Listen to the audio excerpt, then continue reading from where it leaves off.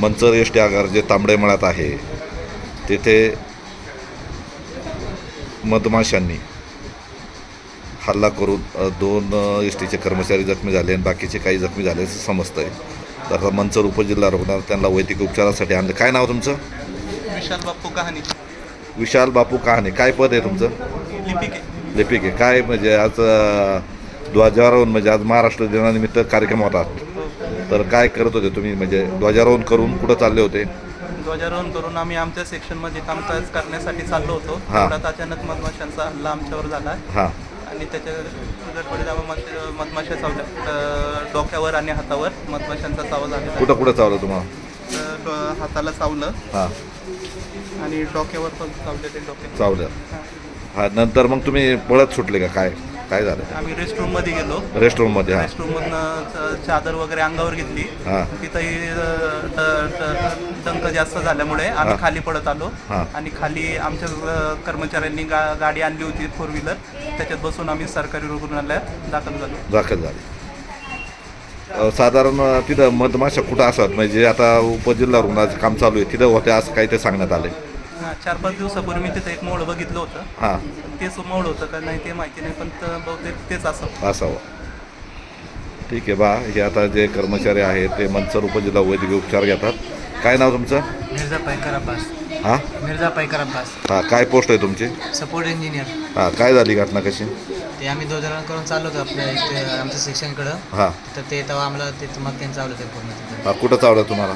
डोक्याला चावलं, हाताला चावलं, पाठीमागं चावलं सगळं पूर्ण. हां मग तुम्ही संरक्षणासाठी काय केलं मग? ते चादर वगैरे अंगावर घेतली, टॉवेल वगैरे अंगावर घेतली तिकडनं. मग तिथं मग खाली पडत आलो, पण ते आमचे कर्मचाऱ्यांनी ते आम्हाला इथं आणून दिलं. इथं आणलं.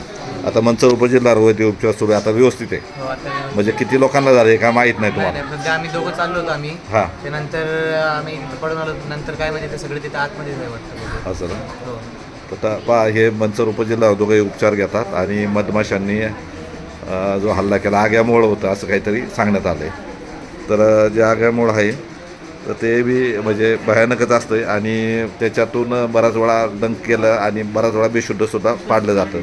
तर आता यांची दोघांची प्रकृती व्यवस्थित आहे आणि आसपास कुठेतरी समजा त्याला धक्का लागला असेल म्हणून ते उठला असेल.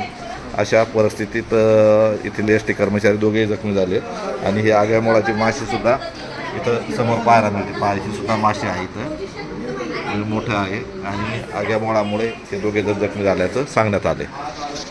मंचर उपजिल्हा रुग्णालयात वैद्यकीय उपचार सुरू आहे आणि बाकीचे एस टी कर्मचारी किंवा काही आगारातील अधिकारीसुद्धा जखमी झाल्याचं सांगण्यात आले, परंतु नेमकं काय झालं माहीत नाही.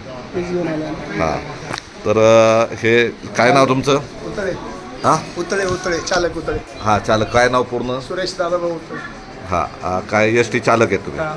हां तर काय घटना कशी घडली काय? अहो हे ते आपला झेंडावंदन कार्यक्रम चालू होता हां आणि अचानक आग्यामुळे उठलं हां आणि ह्या दोघांना चाललं जास्त, बाकीच्यांना म्हणजे लगेच पळाले इकडे तिकडे, हां त्यामुळे वाचलेत काही. अजून ते आहेतच तिथे. हां आणि मग तुम्ही त्यांना घेऊन आले? हो मी घेऊन आलो. तुम्हाला काय झालं नाही ना? नाही मला मी गाडीत बसलो लगेच पळत. हां हां आणि मग ते साधारण कुठं काय तिथं सरकारी तिकडे काम चालू आहे नाही वाटतं इकडनं सरकारी ते आले ते. सरकारी आणि दवाखान्यात? हे विशेष सेक्शनला काम करतात ना दोघं बी, हां. ते इकडे काहीतरी मशीन द्यायला येत होते दोघं पण. हां हां तेवढ्यात ते आलं आणि हे इकडे पळाल्यानंतर ते सगळं पब्लिकमध्येच गोळा हे झालं. तसे बाकीच्यांनी सगळं म्हणजे आत रूममध्ये वगैरे खाचा वगैरे असल्यामुळे बचाव झाला. नाही तर मग त्यांचं बी काही सगळं माझ्या सगळं सगळे झाले असते. पण मी 4 व्हीलरमध्ये बसलो लगेच.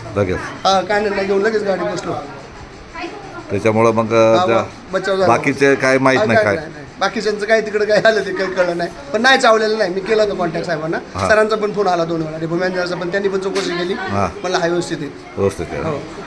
पहा म्हणजे तुम्ही स्वतः यांना घेऊन आले घेऊन आलो. तर त्यावेळेस याच्या अंगावर सुद्धा माशा होता. आता हो, इथं काढलं ते काही इथं काढली ना माशी. आहे का इथं का? माशी काढलेली. हां ठेवू का इथं वरती? हां नाही पाहिली ती पण म्हणजे आग्यामुळंच होतं हे हो नक्कीच. आग्यामुळे काम चालू आहे ना, त्याच्यामुळे ते काहीतरी लागले असेल. हा कुठेतरी धक्का लागला असं. सरकारी दवाखान्याचं मोठं काम चालू आहे त्याच्यामुळे त्याचा धक्का लागल्यामुळे ते माशा सैरवर झाल्या आणि याच्यात हे दोघे जण जखमी झाले.